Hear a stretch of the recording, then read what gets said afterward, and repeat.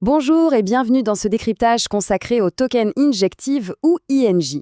Il a pas mal bougé ces derniers temps, alors forcément, on se demande, est-ce que c'est une correction passagère ou le début de quelque chose de plus inquiétant? Pour y voir plus clair, on va décortiquer ensemble l'analyse technique de la chaîne More Crypto Online. La grande question, celle que tout le monde se pose, elle est simple. Le mouvement actuel d'INJ, c'est juste une correction avant de repartir de plus belle, ou est-ce qu'on assiste à un retournement de tendance plus durable? C'est vraiment le cœur du sujet qu'on va explorer maintenant. Alors, où en est-on exactement sur INJ? Pour bien comprendre, on va faire les choses un peu à l'envers et commencer directement par la conclusion de l'analyste. Quelle est sa lecture du marché, là, tout de suite? Voilà, c'est dit. C'est direct et ça a le mérite d'être clair. D'après lui, on n'est pas du tout dans une phase d'attente avant une nouvelle hausse. Non, pour lui, la tendance est clairement baissière et la correction est loin d'être terminée. Et pour développer un peu, l'analyse montre que, bon, oui, le prix est bien arrivé dans une zone qui pourrait servir de support, une sorte de filet de sécurité, mais le problème, c'est qu'on ne voit aucun des signaux habituels qui nous diraient « Ok, le point bas est atteint ». Pour l'instant, la pression reste à la vente. D'accord, mais comment en arrive-t-il à cette conclusion? Pour le comprendre, il faut prendre un peu de recul et regarder la structure globale du graphique. C'est en lisant la grande image qu'on peut saisir la logique derrière son raisonnement.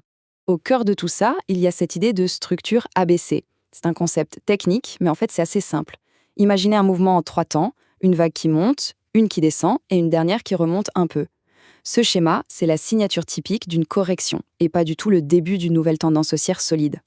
Et ça illustre parfaitement la différence. Ce qu'on observe en ce moment sur INJ, c'est un mouvement correctif en 3 vagues. Pour vraiment se dire que la tendance repart à la hausse, ce qu'on voudrait voir, c'est une structure impulsive en 5 vagues. Et pour l'instant, ce n'est pas du tout ce que le graphique nous montre. Bon, on a compris, la tendance est plutôt morose.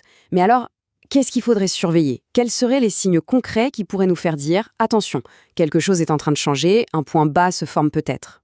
L'analyste est très précis là-dessus, il a 2 conditions majeures à remplir.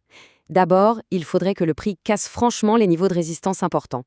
Et ensuite, il faudrait observer, même à petite échelle, l'apparition de cette fameuse structure en 5 vagues, pour prouver que les acheteurs reprennent vraiment la main. Allez, passons aux choses sérieuses, les chiffres. Une analyse, c'est bien, mais avec des niveaux de prix concrets, c'est mieux. Quelles sont les zones de prix que l'analyste a sur son radar en ce moment? Alors, voici la carte du territoire. On a une zone de support principale assez large, entre 1,76$ et 2,59$. À l'intérieur, il y a une zone de micro-support encore plus précise, entre 1,83 et 2,30. Et si ça monte, le gros mur à franchir est bien plus haut, entre 7,19 et 13,21$. Mais s'il y a un premier chiffre à retenir, c'est celui-ci, 3,71$. C'est la toute première résistance, le premier obstacle sur la route.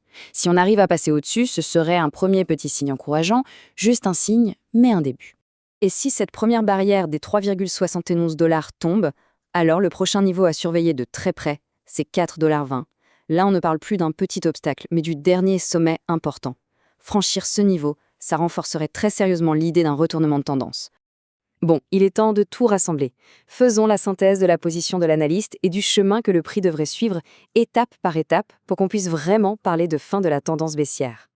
En fait, le scénario de retournement est un processus en 3 étapes. Étape 1, on casse la première résistance à 3,71. Étape 2, on dépasse le sommet suivant à 4,20. Et étape 3, qui est absolument cruciale, il faut que cette hausse se fasse avec la bonne structure, ce fameux mouvement en 5 vagues, pour être sûr que ce n'est pas juste un feu de paille. Et donc, la conclusion est simple et sans ambiguïté. Tant que ces 3 conditions ne sont pas réunies, la position de l'analyste reste la même.